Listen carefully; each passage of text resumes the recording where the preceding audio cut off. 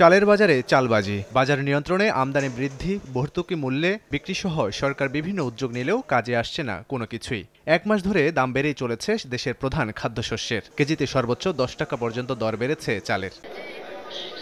নওগাঁর মোকামে সব ধরনের চালে সপ্তাহ ব্যবধানে কেজিতে 4 থেকে 5 টাকা পর্যন্ত বেড়েছে। দিনাজপুরে সর্বোচ্চ 10 টাকা পর্যন্ত বৃদ্ধি পেয়েছে। এতে ক্ষুব্ধ ভোক্তারা। গত সপ্তাহে যা দাম নিছি আজকে বস্তা আবার 300-400 টাকা বেশি। জিনিস তো আমাদের এখানে আবাদ হয়, তারপর যদি এত জিনিস দাম এত দিয়ে কিনে খাইতে হয় তাহলে আমরা কি করব? নওগাঁ হলো চালের জন্য বিখ্যাত, ধানের জন্য। এখান থেকে সমস্ত দেশের সেল সাপ্লাই হয়, কিন্তু সেখানে যদি অস্বাভাবিক হোক তাহলে কেমন করে মানুষ কিনে খায় মানুষ বলেন।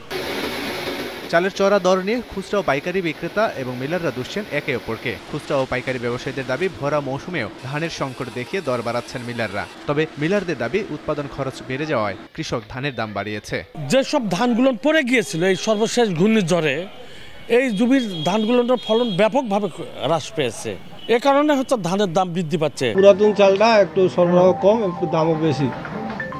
আমাদের কিনতে হচ্ছে বেশি দামে, বেচতে হচ্ছে বেশি দামে। এদিকে চালের বাজার বৃদ্ধিতে মিলাররা বড় ভূমিকা পালন করলেও সরকার অভিযান চালায় খুচরা বাজারে। এভাবে কখনোই চালের দাম কমানো সম্ভব নয় বলে দাবি ভোক্তাদের। লাবিব হাসান, সময় সংবাদ।